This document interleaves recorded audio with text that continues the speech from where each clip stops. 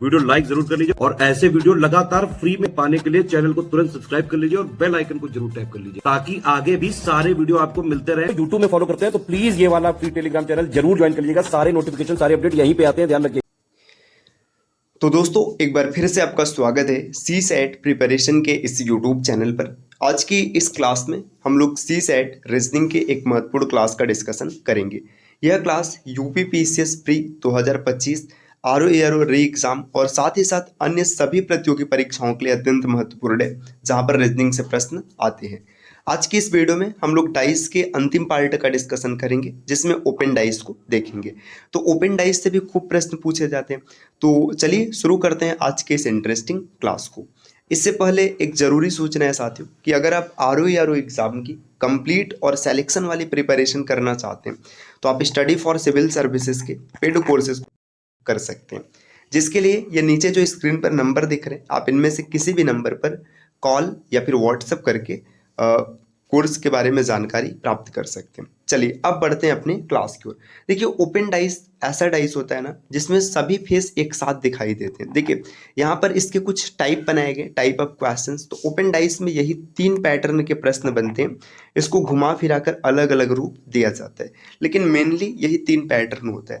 देखिए अब देखेंगे तो यहाँ पर 6 फेस दिख रहा है। देखिए 1 2 3 4 5 6, इसमें भी 6 के 6 फेस दिखाई दे रहे हैं और इसमें भी सभी फेस दिखाई दे रहे हैं। तो इस प्रकार के प्रश्न जब बनेंगे तो उनको सॉल्व करने का तरीका क्या होगा।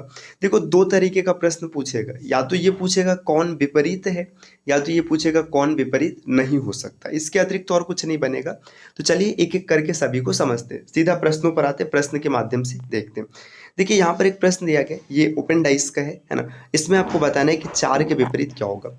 तो देखिए जब कभी भी ओपन डाइस इस प्रकार से दिया हो कि एक सीध में ऐसे 4 फेस हो, एक सीध में किसी भी प्रकार से बना हो सकता है।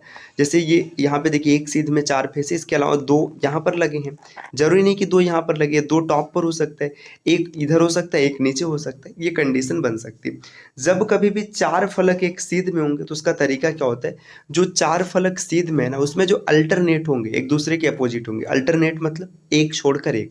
जैसे 4 है ना तो 4 के बाद 5 को छोड़ दीजिएगा 6, 4 और 6 एक दूसरे के अपोजिट हो जाएंगे।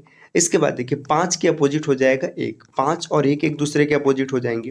अब जब 2 पेयर निकल गया तो 1 पेयर बचा है, तो 3 और 2 को अपने आप एक दूसरे के अपोजिट होना पड़ेगा।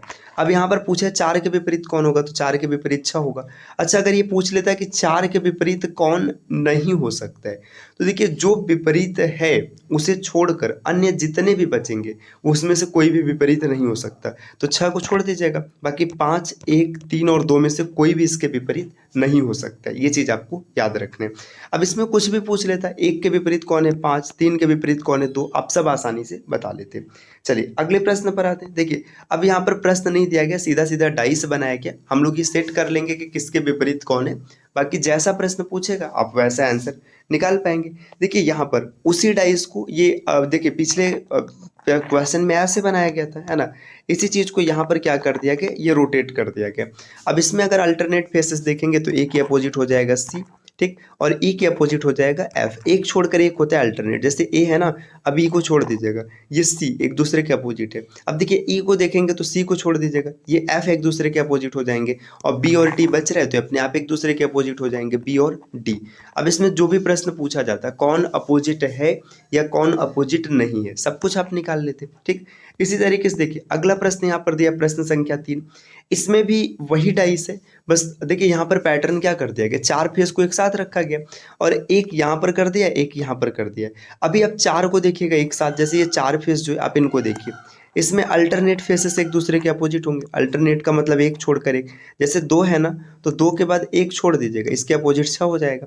अब 1 देखेंगे तो 6 को छोड़ दीजिएगा, इसके अपोजिट 5 हो गया, ठीक। अब 3 और 4 बच रहा है तो ये एक दूसरे के अपोजिट हो जाएंगे।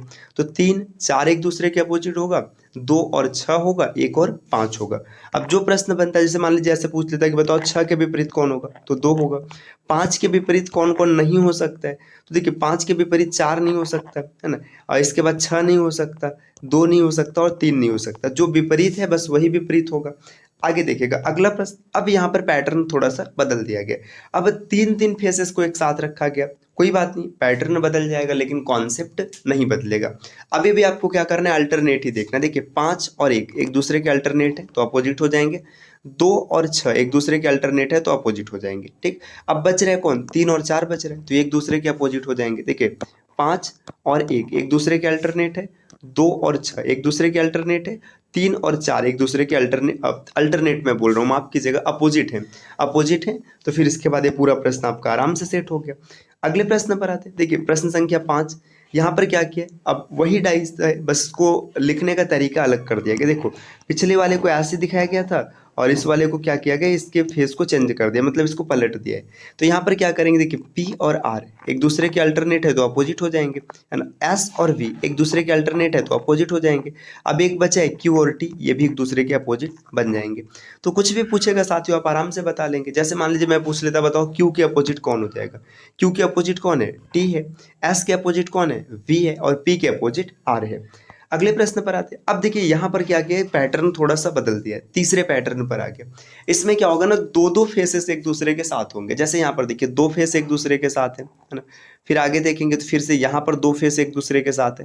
तो इस प्रश्न को सॉल्व करने का तरीका क्या होता है, इसमें देखिए जो जेड बनता है ना, इसमें मतलब जेड के जैसा स्ट्रक्चर होता है।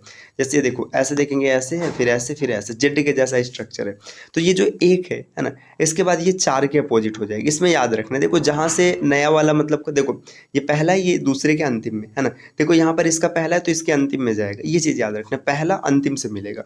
1 किससे मिला, 4 से मिला। देखो ये पहला फेस था, ये दूसरे वाले के अंतिम से मिलेगा। ठीक, 4 हो गया। देखो इसका पहला फेस 5 है तो दूसरे के अंतिम मतलब 6 से मिल जाएगा, 5 के अपोजिट 6 हो गया। अब 3 और 2 बचा है तो एक दूसरे के अपोजिट हो जाएंगे, बन गया प्रश्न। अगला प्रश्न यहाँ पर देखिए यही चीज है, बस इसको थोड़ा अलग तरीके से बना दिया गया। देखो स्टार ये पहला है तो स्टार के अपोजिट एट द रेट हो गया। स्टार के अपोजिट कौन है, एट द रेट है। इसके बाद देखिए यहाँ पर हैज़ है तो हैज़ के अपोजिट ये क्या हो जाएगा, देखिए हैज़ है, हैज़ के माफ कीजिएगा मैं डॉलर बना गया, ये हैज़ है, हैज़ के अपोजिट कौन हो जाएगा, ये देखिए जो यहाँ पे दिया एक्सक्लामेशन मार्क हो जाएगा। इसके बाद देखिए हैज़ के अपोजिट एक्सक्लामेशन मार्क हो गया, है ना। इसके बाद अब क्या क्या छूट रहा है, देखिए अगर देखेंगे तो परसेंटेज छूट रहा है और डॉलर छूट रहा है। तो परसेंटेज के अपोजिट कौन हो जाएगा, परसेंटेज के अपोजिट हो जाएगा डॉलर। इसमें से जो भी प्रश्न पूछता आप आराम से बता लेते, कोई दिक्कत ही नहीं होता। अब अगले प्रश्न पर आते, देखिए प्रश्न संख्या 8वां यहाँ पर दिए। अब ये थोड़ा सा अलग पैटर्न हो गया, अलग पैटर्न नहीं है, बस वही पैटर्न है, लिखने का तरीका थोड़ा बदल दिया गया। देखो लिखने का तरीका क्या किया गया, यहाँ पर ये 3 फेसेस एक दूसरे के जो अपोजिट है, ठीक है, ये मतलब 3 फेसेस एक दूसरे के साथ है, ये तो दिख ही रहा है। देखिए 3, 1 और 4। इसके बाद में जो 2 है ना, 2 वाला फेस देखिए यहाँ पर हो गया, है ना, ये 2 हो गया। और इसके बाद देखिए यहाँ पर है 5 और ये 6। बस इसको थोड़ा सा मॉडिफाई किया गया। देखिए ये वाला फेस जो है ना, ये फेस जहाँ पर है, इस फेस को क्या करेंगे, यहाँ पर शामिल कर देंगे। जैसे शामिल करेंगे तो अब सब कुछ बन जाएगा। या आप यहाँ पर नहीं भी शामिल करते तो आप पुराना नियम लगा सकते थे। देखिए 6 ऐसा सीधा सीधा दिख रहा है 2 के अपोजिट, है ना, क्योंकि यहाँ पे समाप्त है, 2 फेस एक साथ है, यहाँ पर भी 2 फेस एक साथ है। देखिए 3 के अपोजिट कौन हो जाएगा, 3 के अपोजिट हो जाएगा 4, है ना। तो यहाँ पर भी दिख रहा है 3 के अपोजिट 4, है ना। 1 के अपोजिट 5, है ना। और इसके बाद क्या हो जाएगा, आपको दिख रहा है 2 के अपोजिट 6। तो आप आराम से चीज़ों को कर पाएंगे, कोई भी दिक्कत नहीं होने वाला है। बड़े आराम से बहुत ही बेहतरीन तरीके से आप प्रश्नों को बना पाएंगे। तो साथियों उम्मीद है कि चीज़ें आपको समझ में आई होंगी। एक प्रश्न यहाँ पर दिया, क्लास का अंतिम प्रश्न है कि PJC MQR से बनने वाला डाइस है। अब देखिए यहाँ पर इससे कौन सा डाइस बन सकता है ये बताना है। कोई दिक्कत नहीं होगा, आराम से बना लेंगे। देखिए P के अपोजिट C हो जाएगा, है ना, M के अपोजिट R हो जाएगा और Q के अपोजिट J हो जाएगा। अब डाइस का एक नियम होता है कि अपोजिट फेसेस को न तो एक साथ दिखाया जा सकता है और नहीं छिपाया जा सकता है। पहले डाइस में देखिएगा, अगर आप देखेंगे तो यहाँ पर देखिए क्या इसमें Q और P और J, है ना। इसमें देखिए देखा जाएगा तो Q दिख रहा है, Q का अपोजिट यहाँ पर J, देखिए Q और J अपोजिट है तो ये गलत हो जाएगा, है ना। आगे देखिए PQR, देखिए यहाँ पर अगर देखेंगे तो P दिख रहा है, P का अपोजिट C नहीं दिख रहा है, Q का अपोजिट J नहीं है, R का अपोजिट M, ये सही हो जाएगा। फिर आगे चेक करने की आवश्यकता ही नहीं, आप आराम से बना पाएंगे। तो साथियों ये डाइस की क्लास रही, हम लोगों ने 4 पार्ट्स में डाइस को पूरा डन कर रखा है। 4 या 5 पार्ट हुए, आप पूरा देख लीजिएगा। फिर डाइस से किसी भी प्रकार के प्रश्न बनेंगे, आप आराम से 100% एक्यूरेसी के साथ विद इन टाइम उसको सॉल्व कर पाएंगे। साथियों, अगर आप कंप्लीट तैयारी अगर रीजनिंग की इसी प्रकार करना चाहते हैं तो आप चैनल को सब्सक्राइब कर लीजिए। और आरओ या यूपी पीसीएस की कंप्लीट तैयारी के लिए आप स्टडी फॉर सिविल सर्विसेज के पेड कोर्सेज को फॉलो कर सकते हैं। अब मिलते हैं आपसे अगले वीडियो में कुछ नए और इंटरेस्टिंग इन्फॉर्मेशन के साथ। तब तक के लिए नमस्कार।